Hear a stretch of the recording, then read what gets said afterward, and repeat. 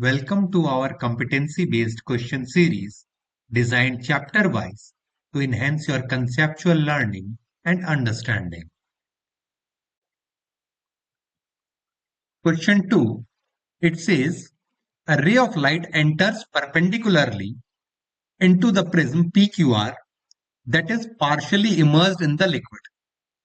Given the refractive indices of the prism and liquid as 3/2 and 5/4, we need to find out the conditions that ensures that the light is undergoing total internal reflection at surface PR.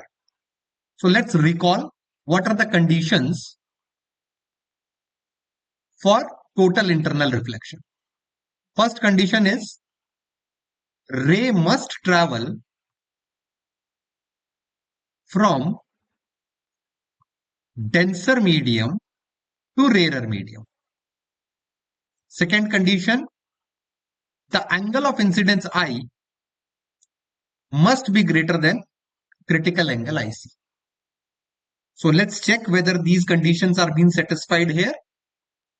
So we have been given that refractive index of prism is 3/2, that is 1.5, and the refractive index of the liquid, it is 5/4, that is equal to 1.25. So the ray is going from denser medium to rarer medium. This is the ray and it is traveling from the glass to the liquid. So first condition is satisfied.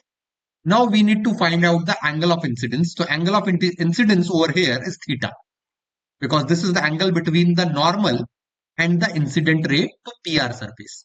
So this angle is our I. So we need to find out what is the critical angle. So the critical angle IC, it is given to us as sine inverse of mu2 upon mu1, where mu2 is the medium to which the ray is going and mu1 is the refractive index of the medium from which the ray is going. So this ray is going from Ng to NL. So here mu2 is refractive index of liquid, that is 5/4, and mu1, it is refractive index of glass, that is 3/2. So we can put the values.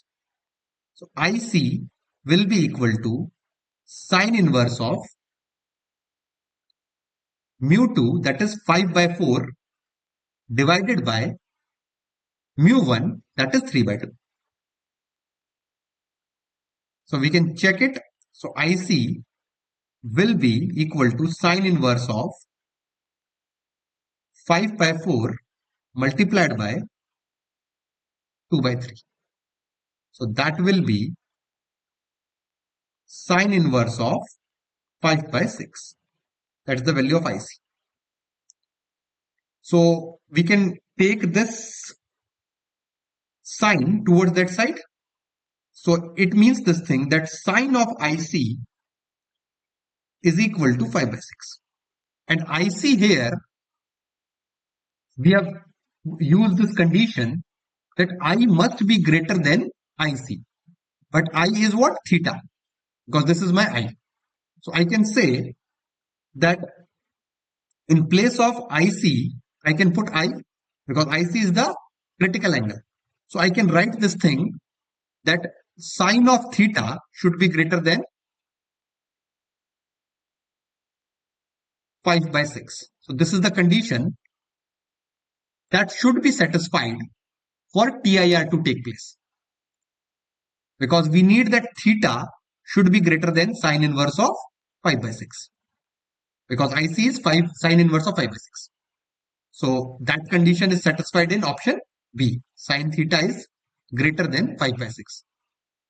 If it would have been equal to 5/6, then this ray would have been grazing along the surface PR. But we require TIR. For that, it must be greater.